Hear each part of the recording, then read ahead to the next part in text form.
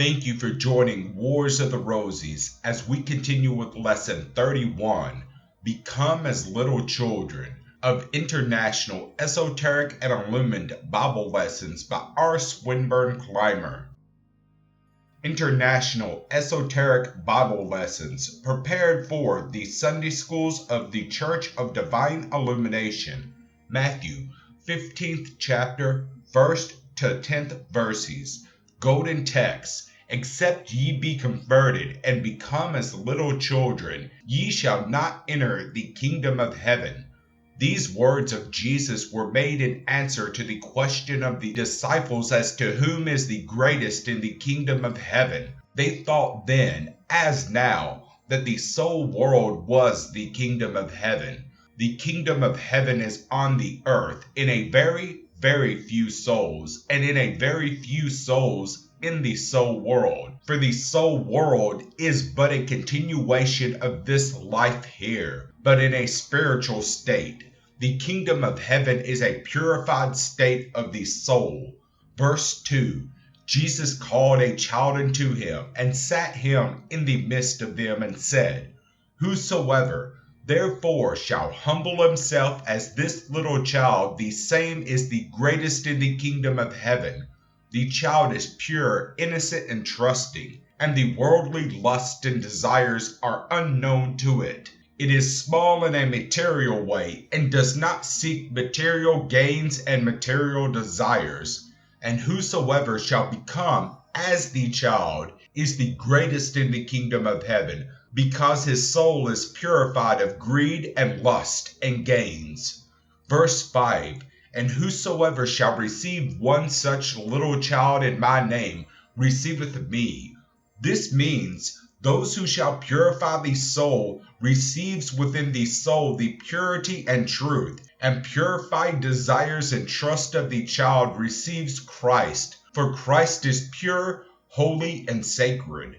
Verse 6, But whosoever shall offend one of these little ones which believe in me, it be better for him that a millstone were hung about his neck, and that he were drowned in the depths of the sea. To offend is to wrong and harm purity, innocence, and truth, and it is better for one to be drowned in the sea than to destroy purity and truth in his own soul, or to wrong or to attempt to wrong or harm another who is pure and trusting.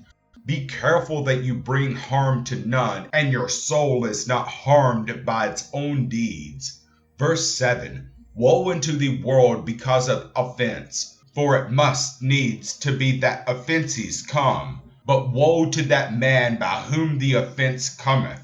Therefore the wronged suffer, not as the wrongdoer must suffer. And we understand from this what a frail, foolish thing the revenge and hate of man is. For greater woe comes to the evildoer than he is able to give another. We bring suffering and death upon our own soul through it. Verse 8, Wherefore, if thy hand or thy foot offend thee, cut them off and cast them from thee. It is better for thee to enter into life halt or maimed, rather than having 2 hands or 2 feet to be cast into everlasting fire. If the hands will do evil deeds and the feet will walk in evil ways, it is better to be without them, and to keep the soul pure, than to keep them and destroy the soul by their evil propensities. These are the material desires that must be cast out. It is better, you see, to do without the material necessities, even and be pure and holy, than to have all that is necessary for comfort and be impure and evil. Verse 9, If thine eye offend thee, pluck it out and cast it from thee, rather than having both eyes to be cast into hell fire.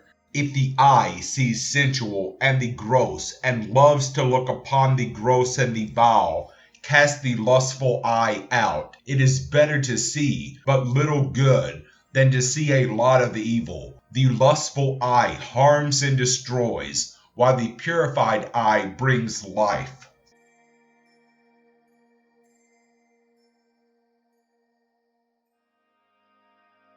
Thank you for watching, and please don't forget to share, like, subscribe, and comment. And if you can, please consider donating to Wars of the Rosies.